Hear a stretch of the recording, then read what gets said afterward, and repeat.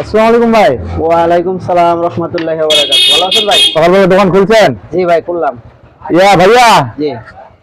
চাউল লাগতো যে। চাল লাগবো? লাগতো। ভালো চাল এসে তো কোনটা নেবেন?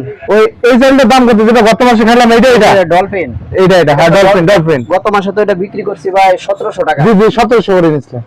এখন তো এই যে রমজান মাস আসছে তো দাম বেড়ে গেছে, এখন বর্তমানে 2200 টাকা। ভাই কি বলেন? হ্যাঁ ভাই। 500 টাকা মানে? জি ভাই। গত মাসে 1700 নিলাম না? ভাই দাম বেড়ে গেছে কিছু। আপনার কাছ থেকে তো নিছি রে ভাই। আমি তো বেচি 1700 টাকা। এখন তো এই যে সামনে রমজান মাস একদিন পরে, এই কারণে সবকিছুর দাম ভাই বেড়ে গেছে। এক মাসের ব্যবধানে 500 টাকা বাড়ালেন? এটা কিছু করার নাই, 1 ঘন্টা বেড়ে যায়। এটা কোনো কথা রে ভাই? ভাই আমরা কি করবো, আমরা তো বেশি দাম দিয়ে কিনে আনি ভাই।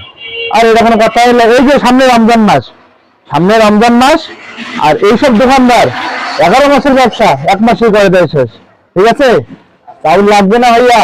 ভাই রাগ করলে কিছু করার নাই, আপনার যদি ভালো লাগে তো নিয়ে যান, না লাগলে চলে যান। আপনি কি মনে করছেন আপনার কাছে চাল না আনলে আমরা ভাত খাবো না? আচ্ছা অবশ্যই ভাত খাবো। চাউল লাগবে না ভাইয়া, আসি। আসলে ভাই এটা হচ্ছে আমার সোনার বাংলাদেশ।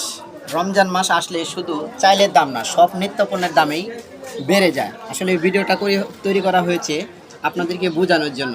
আসলে আমরা যদি ইচ্ছা করি রমজান মাসে নিত্য পণ্যের দাম না বাড়িয়ে কমিয়ে দিতে, আমরা কিন্তু ইচ্ছা করলেই পারি, কিন্তু আমরা সেটা করি না। এটা হচ্ছে সোনার বাংলাদেশ। ভিডিওটা অন্যকে দেখার সুযোগ করে দেবে।